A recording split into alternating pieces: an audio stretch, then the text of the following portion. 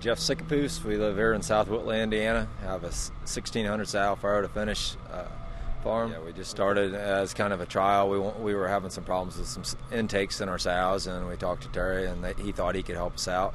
So we ran like a 3-month trial to see if it had any effects. How did the trial go? Pretty positive. We gained about gained over an average of a pound per sow per day on the lactation.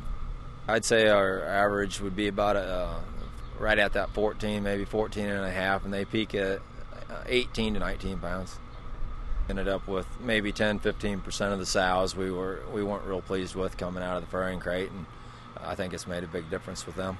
I think we gained a day or two coming back into heat. We wean on a Thursday and normally try to breed on a Monday, and we were in Thursdays and Fridays before a big percentage of sows were coming in heat before the EnMax, and afterwards Tuesdays and Wednesdays. So we probably gained a day or two quicker.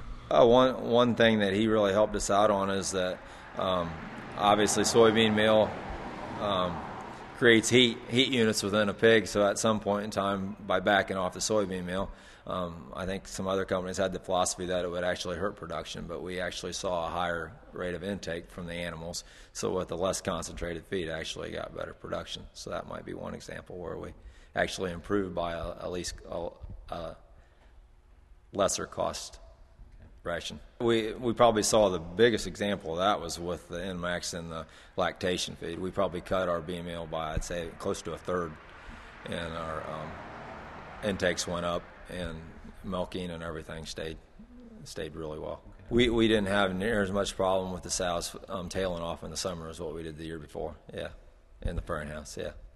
Last summer was the first summer that we used it, and we've heard a lot about summer infertility, that it might possibly help that, and just the overall gut in the sow. And I think we gained a little conception rate in the summer. It wasn't maybe as big a percentage as what some other people gain, but I realize there's a lot of factors that go into that. But we're real happy. It seems like the whole program comes together nice.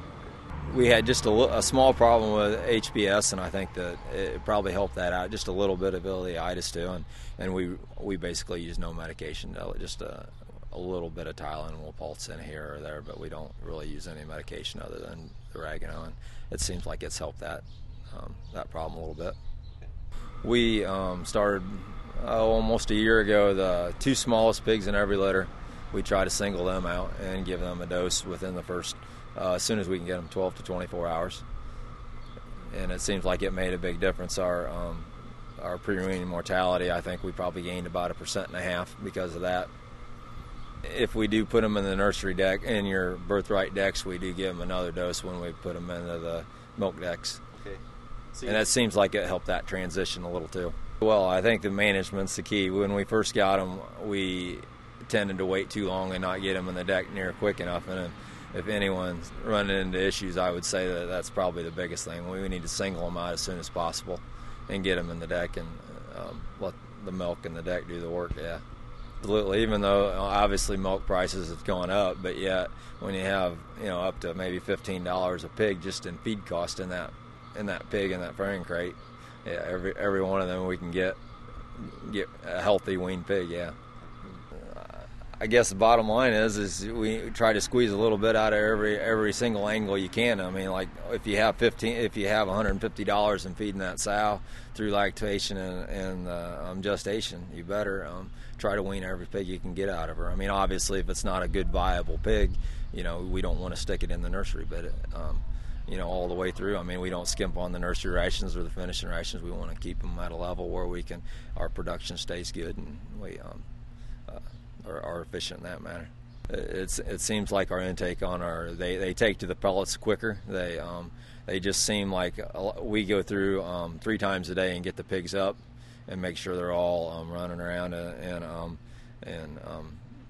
kind of just check their vigor and everything. And it seemed like when we started doing Eli, we walked in and as soon as we opened the door, there was very few pigs to get up and move around, and they take to the pellets a lot quicker, which we most of our rations we just go by days. We're going to feed every ration according to their feed budget, and we would get to the ration a day earlier than what we did prior to using Eli. So I was real happy with Terry Kirtley. He does a great job, and he stays in touch, and he lets us know.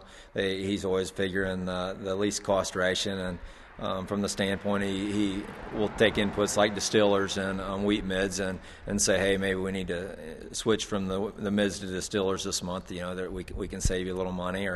Or even when we started in the nursery, we tried a trial, and he made the rations pretty concentrated, and he said, well, let's try to back them off a little bit and see if we get the same performance. So he's trying to push the envelope on the production side, but yet keep the cost side in mind, so we kind of get a balance there between the two.